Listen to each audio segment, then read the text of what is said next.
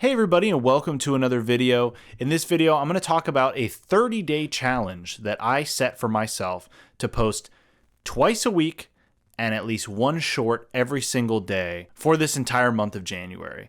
I'm going to tell you about how I went from just under 1,000 subscribers to now 1,200 something subscribers and being YouTube partner, which is something that actually happened in the first couple days. I do want to preface this by saying that I had a very successful video in December followed by a follow-up video that was also pretty successful, where those videos drove a lot of the traffic to my channel. At the very beginning of January, I still had a little bit of residual success from those videos. So when I first started posting in January, I feel like I've learned so much about titles. I've learned so much about descriptions. I've been leaning on resources like vidIQ, which I didn't even know existed until I started looking into how to grow my channel, as well as using ChatGPT, which I know is kind of like trending right now. And maybe I'll do a video on ChatGPT next. I've been using all of these resources to help me on the keyword side of things, which is something that I just would not know. It's been helping a lot with just giving me a structure for videos where I already know what I want to talk about. It does help to have it just kind of format it for me. My posting strategy has been I want to post 2 videos a week and I want to post at least one short every single day. What I have been doing is taking my long form pieces of content and chopping them up into little segments. What I've learned from that is actually that some of my videos, if only more people had watched them, when it's all self-encompassing and the video is a self-contained piece of content that is from that larger clip, they actually do really well. Sometimes those pieces of the video might be later in the video, and we all know how YouTube viewers are. No offense to anybody watching, but their attention span is really short and people will drop off before they get to the good part, right? And that's why you have to hook them in the beginning, and that's something I'm still learning. But I've learned so much in this time from just being consistent, posting regularly, making content. My editing process has become streamlined. I feel like I know when I'm supposed to do graphics. I know when I'm supposed to start fine-tuning the edit. These are all like little things that I have a lot of background in already. I already have the fundamentals of editing and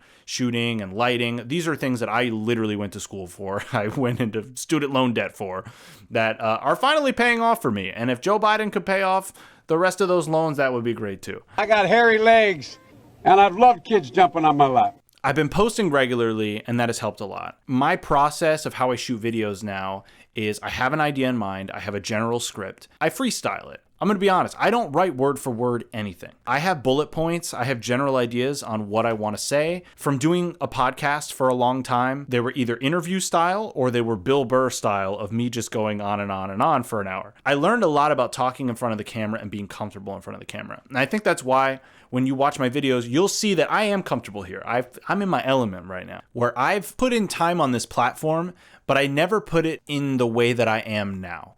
I was never this focused. I didn't have this kind of mission. When I did my podcast at my most frequent consistency was still not nearly as consistent as what this is now. 2 videos a week is unreal. The fact that I'm also then turning that into a bunch of shorts to constantly keep my channel uploading things.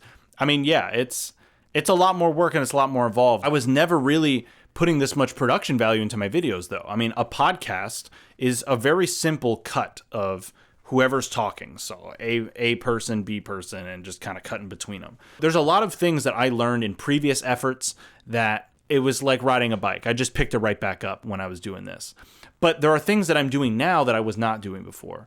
So I now am working with graphics. They're not sponsored, but I'd love for them to sponsor me. But shout out to Storyblocks. I've been using them for my graphics and stuff because I don't want to have to learn how to do all that stuff. I'd much rather just take somebody's preset, wonderfully made graphics and using them. And then I also have been leaning on them for stock footage for when I can't get the B-roll because I'm a one-man team. And now I feel like my process is streamlined where I can crank out a video in a couple days. One thing that really surprised me is when I started posting YouTube shorts, I didn't know what to expect. I had never posted shorts before and I wasn't sure how it would help or hurt my channel. I know that YouTube wants me to post them, so therefore it should help me, right? And I know it helps with discoverability. What I learned is that they're making some changes where if they watch a short, they might see your long form content. And that is just awesome because that means that for discoverability, shorts is great. They sometimes are a different audience, but they also can directly be related to each other. The shorts alone has actually gained me over 60 subscribers. So none of my videos have done exceptionally well in this month, but it doesn't matter because I've learned a lot. I built up a nice little backlog where if people want to binge my content, it's there. you're welcome to watch it. I actually think they're better produced than the ones that blew up. So, keeping that in mind, like, I'm thinking the long game. This is only the first month. This is my first month of posting genuinely consistently on YouTube. And in that time, I managed to still gain over 300 subs. That's awesome. Some key takeaways that I would take from it is that I learned a lot about using the AI tools that are available now. This is something that was not available years ago. And now that it is, you got to take advantage of it. ChatGPT is amazing. The AI tool with vidIQ is amazing. The information that vidIQ provides you on keywords and search volume, that stuff is important. How many people are looking for videos like this? If you're making a video about something that isn't that popular, it's never going to get views, even if you made the best video ever. You do want to try to make sure that you're gearing your content to be somewhat related to something that people actually want to watch. All the videos that I've made are things that I genuinely am interested in. And I believe that there's an audience there for those too. I also want to make stuff that I just want to make, and regardless of whether they're commercially successful or not. One thing that I would say has been super helpful is just the consistency. I mean, the fact that my subscribers now can reliably expect me to post 2 videos a week. And I do try to keep the days consistent. I post on Sundays and Wednesdays. That's my current schedule. I was doing Wednesdays and Fridays, I think, before, and I was like, I need more space in between these videos. 1, for me to make them, but then 2, to let each video breathe a little longer. That would have been unheard of for me before. And now that I'm actually doing it, and I'm doing it regularly, like, I'm so proud of myself because this is something that I'd never done before. And this is just like, I will never wonder, what if I really went for it? Because now I'm really going for it. This is me following the dream and me trying to make something happen. Removing that question and removing that doubt has been amazing. Of course, I want videos to do well, and I do get excited when a video is doing well or a short goes over 1,000 views. It's awesome. It's great, and I'm very happy. I'm a small channel, so any victory I will take. But at the same time, what I've been thinking a lot, and this is something I actually got from a fellow creator, Bria Jones, who I saw some of her videos on growing her channel and stuff. And she had this one video where she talked about how her mantra, my success is inevitable. And that has become my mantra, and I use that as like fuel to keep going, of like, I have to suck it up and do this hard thing now because my success is inevitable. If I just keep doing it, eventually I will get there. And I don't know when that is. I don't have any expectations on a timeline, but my success is inevitable. I have some goals this year that I know I want to reach, and I just have to trust the process and believe in myself that I will make it happen. And each video, I want to do one thing better. And by the time I've made 100 videos at the end of this year, I'm going to be great. I'm going to be great at this. I know I am. I believe in myself, and it's not me being cocky. It's not me thinking I'm better than anybody. It's literally me just like genuinely believing that I can do it, that I can figure it out. I think I can learn anything.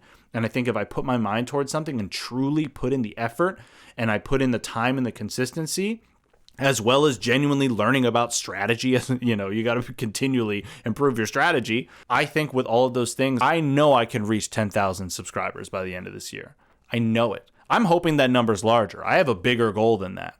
But that's like my minimum goal, that like, if I do well enough, I should be at 10,000 subscribers by the end of the year. What I would recommend if you're trying to start a YouTube channel is go for it. Post more than 1 video a week if possible. I understand that that's a tall order. You might need to build your way into that. I think 1 video a week is not enough anymore. I do think you need to be posting shorts every day. One thing that I'm not doing currently, but I probably will start doing, is live streaming, because that's another thing that YouTube really wants you to do. If you do what YouTube is trying to do, it's going to push your stuff. YouTube wants people to post shorts. YouTube wants people to do live streams. So if you're doing those things, it wants you to succeed, because that means more people staying on the platform and watching the videos. It wants you to do well, but you do need to make content that there's a demand for. So there is some research that needs to be done on what you want to make. I'm super excited because this is just 1 month, and in this 1 month, I'm very proud of the results. I didn't expect to have a back-to-back months like December was for me, where I went from 30 subscribers to 1,000. So the fact that I even went from